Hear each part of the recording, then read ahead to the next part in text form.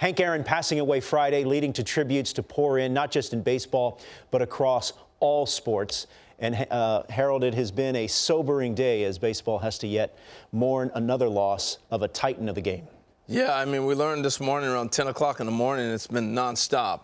But, you know, it's interesting, the last part you said, across all sports, I would even extend that to say across everything in this country, from the White House, presidents, former presidents, you name it. He was that kind of an iconic figure.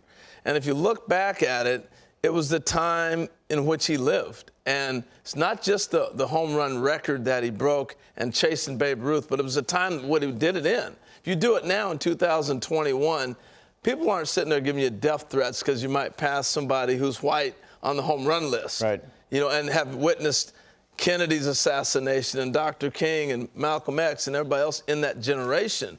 So that's why there's such an outpouring and an understanding of where Hank Aaron stands with us. And I think really, Tom, if you look back at last summer and what we went through in the pandemic and all the uprising that went on in this country, I think it's kind of opened everybody's eyes. And now you look at Hank with a different eye of understanding that, man, he really went through a lot. I think people understand it even greater now. Yeah, I agree. I mean, it's important to remember we lost not just a great, great baseball player. We lost an American treasure, a role model in terms of how to play the game. And really, what he did was redefine the American dream. Someone who grew up very poor in rural Alabama wound up passing Babe Ruth as the all-time home run leader in Major League Baseball, and he did it against so much racism and death threats. It's just the courage is something that only Hank Aaron really, truly understands, following in the footsteps of Jackie Robinson.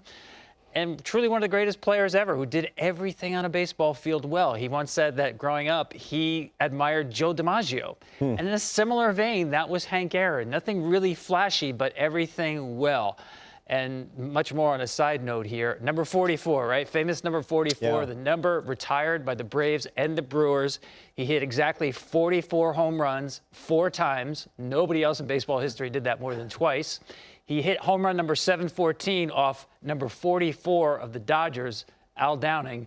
And now his passing is on 1/22/21 equals 44. Wow.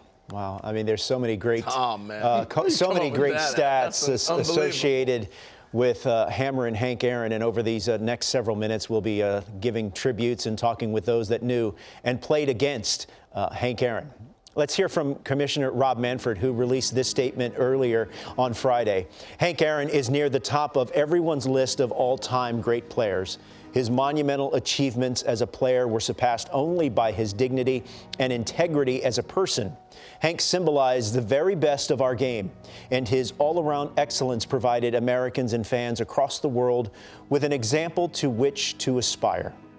His career demonstrates that a person who goes to work with humility every day can hammer his way into history and find a way to shine like no other.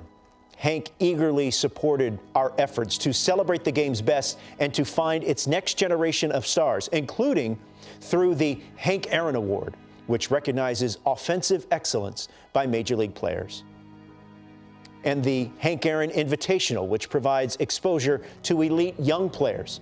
He became a close friend to me in recent years as a result of his annual visit to the World Series. That friendship is one of the greatest honors of my life. I am forever grateful for Hank's impact on our sport and the society it represents, and he will always occupy a special place in the history of our game. It goes on to read, on behalf of Major League Baseball, I extend my deepest condolences to Hank's wife, Billy, their family, the fans of Atlanta and Milwaukee, and the millions of admirers earned by one of the pillars of our game. And this from Major League Baseball Players Association Executive Director Tony Clark. This is a profoundly sad day for baseball and indeed for our entire country. On the field, off the field, for 23 remarkable playing seasons and beyond, Hank Aaron was a Hall of Famer in every sense of the phrase.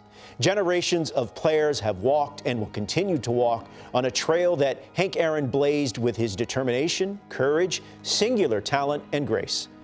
We send our deepest sympathies to his family, friends, and legion of fans throughout the game.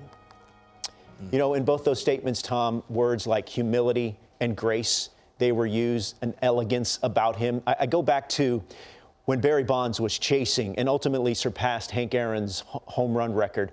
There was a level of awkwardness to it. But Hank Aaron didn't buy into that. He didn't involve himself in that. He was there to congratulate Barry Bonds when Barry Bonds broke his record of 755. Absolutely. Just the epitome of class and humility to me. You know, I've always thought it's an incredible combination to see someone who has achieved greatness and retains an equal amount of humility, because most people, as they achieve greatness, that level of humility goes down. Never in Hank Aaron's life, not just career, was he not the most humble person you can imagine. The world's best teammate, gave back to the game, ran the Braves minor league system, started his own foundation to help kids between the ages of 9 and 12 chase their own dreams, whether that was sports, art, music, dance, whatever.